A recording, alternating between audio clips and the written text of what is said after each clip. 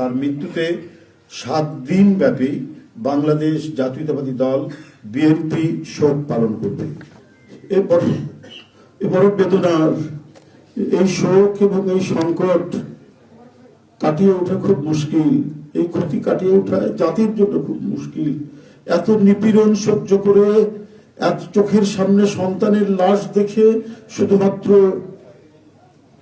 দেশ এবং মানুষ এবং গণতন্ত্রের জন্য কি অটুট বড়বল দিয়ে তিনি টিকে থেকেছেন দলীয় কার্যালয়ের মধ্যে বিভিন্ন ভাবে।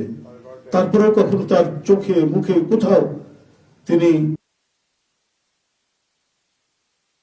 এটা আমরা পাইনি। আজ তিনি পৃথিবী থেকে চলে গেলেন। আমরা তার আত্মার মাগফিরাত কামনা করছি। সারা দেশ এবং সারা বিশ্ব এই নিপীড়িত মজলুম নেত্রী তার জন্য গভীর শোক জানাচ্ছে। উপস্থিত সাংবাদিক বৃন্দ, গণতন্ত্রের মা, বারবার হারানো গণতন্ত্র পুনরুদ্ধারে অবিসংবাদিত নেত্রী, মানুষের নাগরিক স্বাধীনতা, বাক ব্যক্তি স্বাধীনতা রক্ষার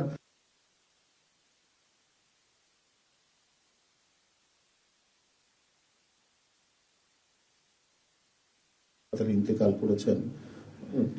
চিকিৎসক বৃন্দ যেটা ঘোষণা করেছেন 6টায়, ইন্না লিল্লাহি ওয়া ইন্না ইলাইহি রাজিউন। বাংলাদেশ জাতীয়তাবাদী দল বিএনপি এই হৃদয় বিদারক এবং মর্মস্পর্শী মৃত্যুতে গভীর শোক ও দুঃখ প্রকাশ করছে। দেশের জনগণের, দলের সর্বস্তরের নেতাকর্মী, বিভিন্ন রাজনৈতিক দল, পেশাজীবী সংগঠন সকলকে দেশনেত্রীর জন্য আল্লাহ রাব্বুল আলামিনের কাছে তার রুহের মাগফিরাত করছি। আজকে এই তাৎক্ষণিক যে সাংবাদিক সম্মেলন থেকে এখানে তাৎক্ষণিকভাবে যে কর্মসূচিটি প্রণয়ন করা হয়েছে তা আমি আপনাদের সামনে এখন উপস্থাপন করছি।